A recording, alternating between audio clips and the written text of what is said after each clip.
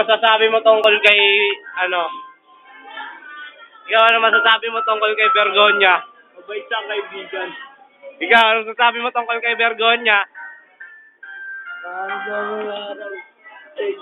Umanaw na ang ating kaibigan.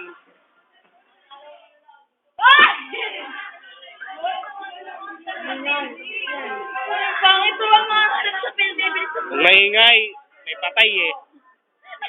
Ikaw, ano masasabi mo tungkol kay Bergonya? Wala siyang masabi. Uy, putang ina, wala ka sinamahan ng trip.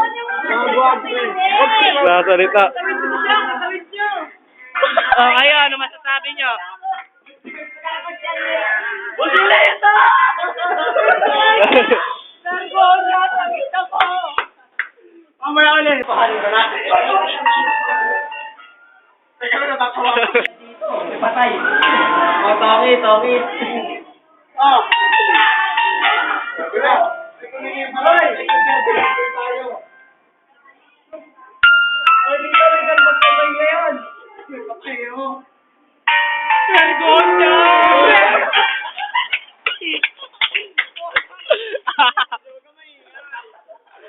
Nakira mo, bigla na po.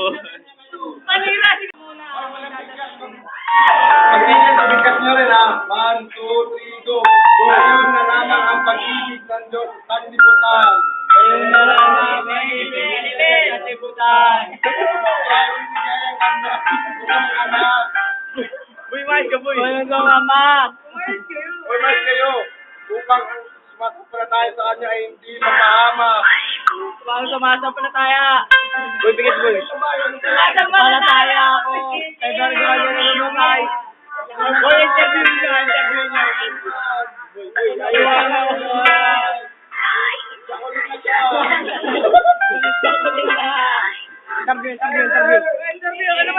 Ano masasabi nyo kay Bergonya? Alam niyo po, kahit po ganyan yan, mabait po yan, kahit tarantado.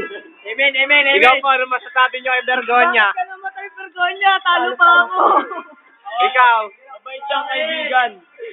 ikaw, Mabait siyang kaibigan, magulong kasama. ikaw, ano masasabi mo kay Bergonya? Sabi mo kay Bergonya. Ba't ka namatay? May nirate ka pa sa kanto. Ikaw, ano masasabi mo? Tama nga si Bergonya. Ano na, isa. Yan na boy, yan na.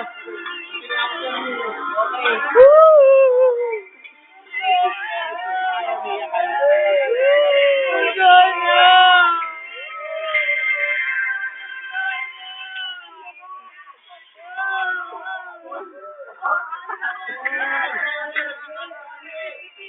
Maungat ang lahat ng kasama at walang sino bang karapat dapat sa pag-iingan ko.